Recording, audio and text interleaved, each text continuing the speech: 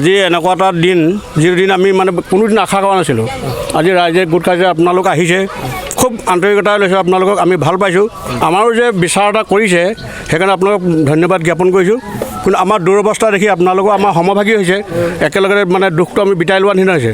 কিন্তু আমাৰ এনেকুৱা এটা কথা আছে, যিসকল আমাৰ আজিয়েই নহয় মহাভাৰতৰ যুগৰ পৰা হিড়িম্বাহঁতৰ কথা জানে আপুনি, তেওঁলোকৰ ঘটুগছৰ নহয়, সেই বংশাৱলীটো নহয় জীয়াই জীয়াই ৰাখিছে। মই সেইটো খুব ভাল পাইছোঁ।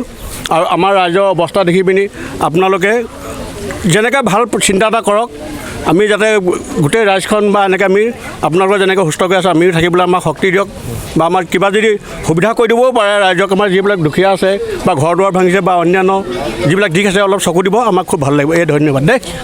যিটো আজি আছামৰ যেনেকৈ ফৰেষ্টৰ মিনিষ্টাৰ আছিলে, হয় হয় হয়, প্ৰমলায়নী বন্দ্যোপাধ্যায়, হয় একেলগে আহিছে, কি ক'ব?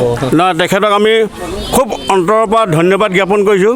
তেওঁ যে আমাৰ মাজত আছে, আমি তেওঁ আজি থাকক আৰু সুস্থ অৱস্থাত তেওঁ আৰু বহুত দিন জীয়াই থাকক, আমি তেখেতক আশীৰ্বাদ দিছোঁ। প্ৰভু ভগৱন্তও ৰাখক। আৰু এই অৱস্থাটো দেখি পিনি নহয় তেখেতৰ মনটো আমাৰ প্ৰতি যে এটা বিলীন হৈছে, আৰু ধন্যবাদ দিছোঁ তেখেতক। আমি কেইটা টাইমত পানীটো আহিছিলে? আমাৰ পানীটো 1 তাৰিখৰ পৰা আহিছে ন? নহয়, অসমীয়া আমাৰ কি তাৰিখ আছিলে? 1 তাৰিখ আছিলে ন? 20 তাৰিখৰ পৰা আছিলে, 20 তাৰিখৰ পৰা। দিনত আহিছিলে, ৰাতিত আহিছিলে পানীটো? দিন মানে অনুমানিক মানে ৰাতিপুৱাৰ পৰা আৰম্ভ হৈছে, এতিয়াৰ পৰা মানে ৰাতিপুৱাৰ পৰা আৰম্ভ হৈছে পানী। এই ৰাস্তাটোৰ ওপৰত ইমান দূৰ মানে ইয়াত মানে গোটেইখন প্লাবিত, ঘৰবিলাক মানুহৰ মুধচ আছে যে, ঘৰৰ বা ঘৰ কিছুমান ঢাক খাই গৈছে, এনেকুৱা হৈছে। এতিয়া আমাৰে ঘৰ ইমান পানী হৈছে, এনেকুৱা এটা অৱস্থা হৈছে। কেতিয়া শুকাই লয়? এইটো আজি 3 দিনমান হৈছে নেকি, 3 দিনমান হৈছে শুকোৱা। এতিয়া ৰাইজৰ মানে জনজীৱনটো অলপ চলিবলৈ মেলিবলৈ সুবিধা হৈছে আৰু, কিন্তু মানুহৰ বহুত লোকচান হৈছে। এইবিলাক অন্যান্য বস্তু কিছুমান লোকচান হৈছে।